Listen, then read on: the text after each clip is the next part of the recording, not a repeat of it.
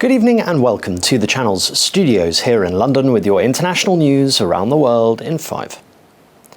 Fox News has settled a defamation lawsuit from the voting machine company Dominion over its reporting of the 2020 presidential election. In a last-minute settlement before trial, the network agreed to pay $787.5 million, about half of the $1.6 billion initially sought by Dominion. Dominion argued its business was harmed by Fox News spreading false claims that the 2020 election vote had been rigged against Donald Trump. The deal spares Fox executives such as Rupert Murdoch from having to testify. The truth matters. Lies have consequences.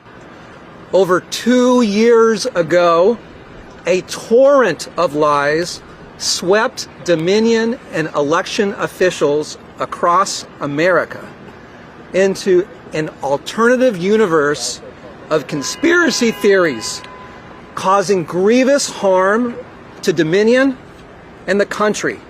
They might have ended up paying as much as they paid today, and also have been, in some sense, dragged proverbially through the mud even further from all of the media attention to what would take place at trial.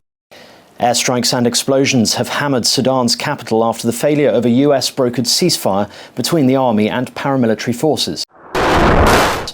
Mile-long plumes of black smoke dominate the skyline in the Sudanese capital amid street fighting, forcing residents to stay hunkered down and prompting Japan to prepare to evacuate its citizens. Continuous bombardments and loud blasts could be heard in central Khartoum, in the area around the Defence Ministry compound and the airport, which has been fiercely contested and put out of action since fighting erupted at the weekend.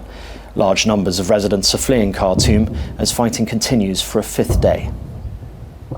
12 people have been detained by police for questioning after a hospital fire in Beijing killed at least 29, most of them patients. Eyewitness footage shows people escaping out of windows onto air conditioning units to try and escape the fire. The blaze, among the deadliest in recent years, broke out at Changfeng Hospital, where angry relatives rushed to, only learning of the fire from local news reports. Those who were rescued have been shifted to other hospitals for treatment.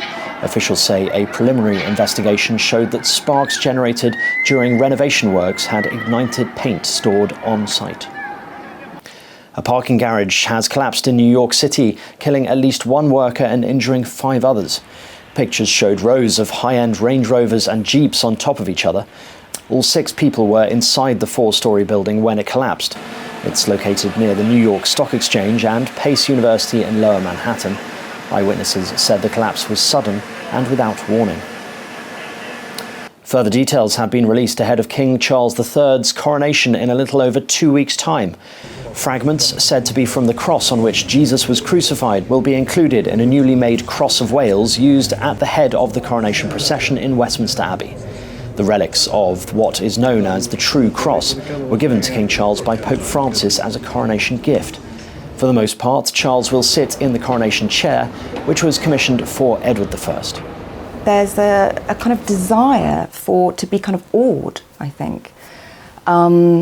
To almost feel that there's something magical is happening, and I think that taps into something that's quite kind of shared actually in many people, whether you're in whatever country and whatever religion you are. That's an unusual thing.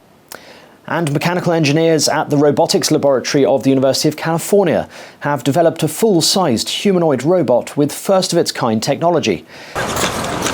Standing at 4 feet 8 inches tall and weighing 85 pounds, Artemis is capable of walking on rough and unstable surfaces with a particular focus on bipedal locomotion. The robot can even play soccer. There you go. Go! Dennis Hong, the professor of mechanical and aerospace engineering, says the team are planning to have Artemis ready to unveil its full soccer capabilities at the Robo Cup in France in July. There you go. Good job. And that's your international news around the world in 5. Now back to the channel's studios in Lagos.